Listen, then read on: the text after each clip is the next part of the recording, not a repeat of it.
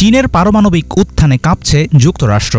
২০৩০ সালের মধ্যেই বেইজিংয়ের হাতে থাকবে ১,০০০-এর বেশি পরমাণু ওয়ারহেড। মার্কিন প্রতিরক্ষা বিশেষজ্ঞরা বলছেন, এমন দ্রুতগতিতে পারমাণবিক অস্ত্র ভাণ্ডার বাড়ানোর মধ্য দিয়ে সরাসরি ওয়াশিংটনের আধিপত্যকে চ্যালেঞ্জ করছে বেইজিং।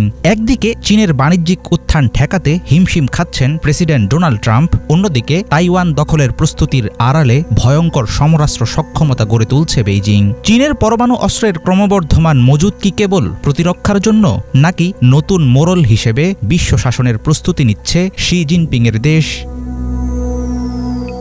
চীনের পারমাণবিক অস্ত্র ভাণ্ডার বা নিয়ন্ত্রণ ব্যবস্থা ধ্বংস হওয়ার ঝুঁকিতে পড়লে কিংবা কমিউনিস্ট সরকারের টিকে থাকা প্রশ্নবিদ্ধ হলে বেইজিং প্রথমেই পারমাণবিক অস্ত্র ব্যবহার করতে পারে। বিভিন্ন সময়ে এমন আশঙ্কা প্রকাশ করেছেন যুক্তরাষ্ট্রের প্রতিরক্ষা বিশেষজ্ঞরা। চীন এখন ব্যাপক হারে নতুন নতুন ক্ষেপণাস্ত্র সাইলো, ভ্রাম্যমাণ উৎক্ষেপণ কেন্দ্র এবং আধুনিক ক্ষেপণাস্ত্রের ঘাঁটি তৈরি করছে।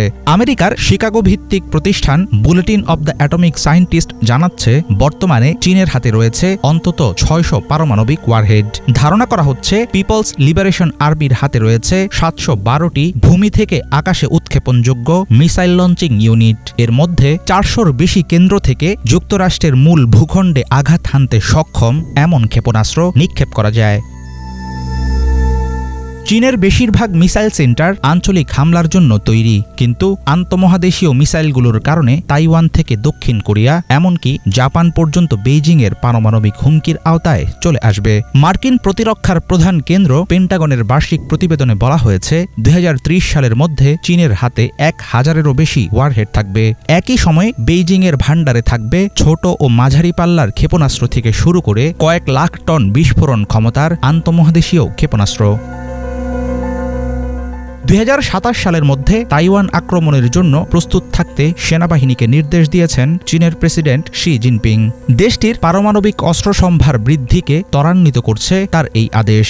যুক্তরাষ্ট্রের স্ট্র্যাটেজিক কমান্ড ও পেন্টাগন স্পষ্টভাবে সতর্ক করে দিয়ে জানিয়েছে, চীনের এই উত্থান শুধুমাত্র প্রতিরক্ষার জন্য নয়, বরং এর মাধ্যমে সরাসরি আন্তর্জাতিক শক্তির ভারসাম্য পাল্টে দিতে চাইছে বেইজিং। তাদের সরকারি প্রতিরক্ষা নীতি নো ফার্স্ট ইউজ বলছে, পারমাণবিক হামলার সূচনা চীন করবে না, কেবল আত্মরক্ষার প্রয়োজনেই তারা গড়ে তুলবে প্রতিরোধ। বিশ্বজুড়ে প্রভাব বিস্তারের প্রতিযোগিতার মাঝে চীন শুধু এশিয়ার জন্য নয়, পুরো বিশ্বের জন্যই হয়ে উঠছে নতুন এক শক্তিশালী পরমাণু পরাশক্তি। দেশটির সামরিক উদ্দেশ্যে পারমাণবিক সক্ষমতা অর্জনের গতি আন্তর্জাতিক মহলকে দিচ্ছে ভিন্ন এক বার্তা। প্রকাশ্যে চীন শান্তির কথা বললেও বাস্তবে তাদের কৌশল হচ্ছে যুক্তরাষ্ট্রের সমকক্ষ অবস্থানে পৌঁছানো। ট্রাম্প প্রশাসনের অর্থনৈতিক টানাপোড়েনের মধ্যে সামরিক শক্তির দৌড়ে সরাসরি চ্যালেঞ্জ ছুড়ে দিচ্ছে বেইজিং। ক্রমবর্ধমান এসব হুমকি সামাল দিয়ে শ্রেষ্ঠত্বের আসন কতদিন ধরে রাখতে পারবে আমেরিকা, সেটা নিয়ে তৈরি হয়েছে ব্যাপক সংশয়। হাফিজুল ইসলাম, বাংলাভিশন।